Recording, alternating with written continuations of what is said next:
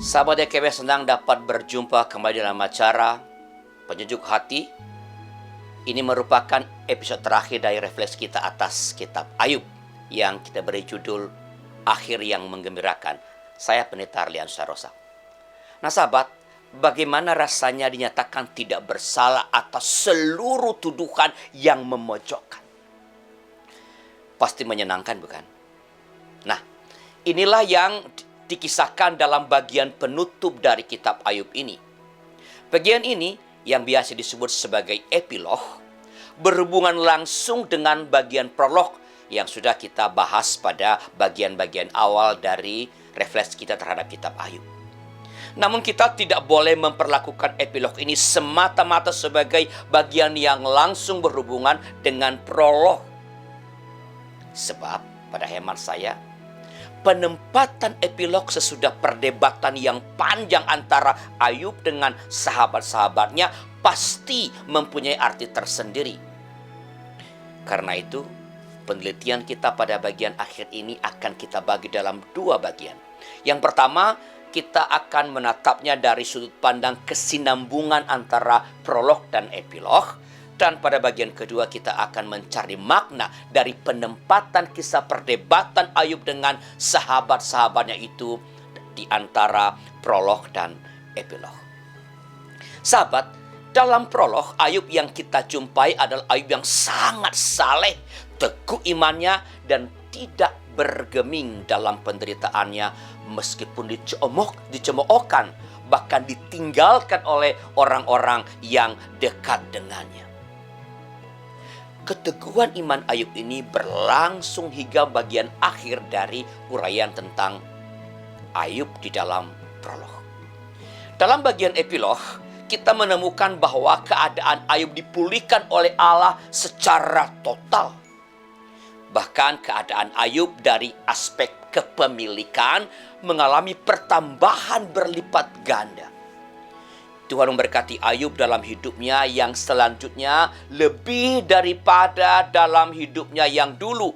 Ia mendapat 14.000 ekor kambing domba dan 6.000 unta, 1.000 pasang lembu dan 1.000 ekor keledai betina. Ia juga mendapat 7 orang anak laki-laki dan 3 orang anak perempuan. Di seluruh negeri tidak terdapat perempuan yang secantik anak-anak Ayub. Ada di ayat 12 sampai 13 dan 15 dari pasal 42.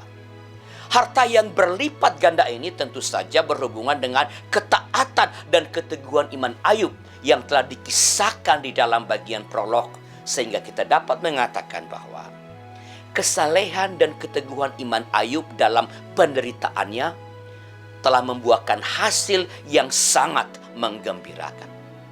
Allah tidak saja membenarkan Ayub, tetapi juga melimpahinya dengan kekayaan.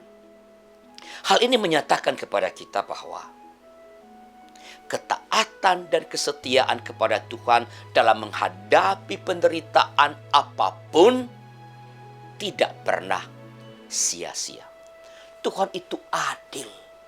Ia tidak pernah membiarkan anak-anaknya terus-menerus berada dalam penderitaan. Nah, sekarang mari kita lihat apa arti dari penempatan perdebatan Ayub dengan sahabat-sahabatnya itu di antara prolog dan epilog. Sahabat, perdebatan antara Ayub dengan sahabat-sahabatnya itu melukiskan perjalanan panjang dari pergumulan akan penderitaan. Manusia, saudara dan saya dalam hidupnya memang akan terus-menerus bergumul dengan masalah-masalah, dengan penderitaan, baik yang menimpa diri kita sendiri maupun yang menimpa orang lain, yang menimpa sesama kita. Tetapi kisah Ayub ini menegaskan kepada kita bahwa seberapa parah pun perjalanan dalam penderitaan itu, bagi kita tersedia janji pengharapan akan kemenangan. Selain itu, perjuangan menghadapi penderitaan itu sangat melelahkan dan mungkin membutuhkan waktu yang lama. Bisa saja dalam penderitaan itu kita harus menghadapi tantangan-tantangan berat dari pihak-pihak yang mempertahankan status quo. Ayub mengingatkan kita bahwa kita tetap harus berjuang dan tidak boleh lari dari tantangan itu. Kebenaran kesaksian firman Tuhan ini, sahabat, sebenarnya semakin nyata dalam perjalanan penderitaan Tuhan Yesus Kristus yang ditimbulkan oleh atau disebabkan oleh sekelompok orang, para pemuka agama yang ingin mempertahankan status quo. Perjalanan panjang penderitaan Tuhan Yesus yang bahkan hampir memupus harapan karena Yesus disalib dan akhirnya mati. Yesus bangkit dan segala penderitaan yang pernah dideritanya tidak lagi bersengat. Hal ini mestinya memberikan semangat yang terus-menerus kepada kita agar tetap bertahan dan berjuang untuk mengalahkan segala macam bentuk penderitaan. Kita yakin bahwa kita pasti menang. Dalam perjalanan perjuangan itu barangkali saja kita tidak menemukan jalan yang mulus seperti yang dialami Ayub. Hal ini tidak boleh membuat kita lalu menjadi putus asa. Berjuanglah terus dan ketahuilah bahwa Allah berada di pihak kita. Inilah akhir penjelajahan kita terhadap kitab Ayub. Dan kita akan bertemu dalam penjelajahan atau penelusuran pada kitab yang lain. Terima kasih atas kebersamaan kita dan jangan lupa subscribe, like, dan bagikan kepada yang lain. Tuhan memberkati kita.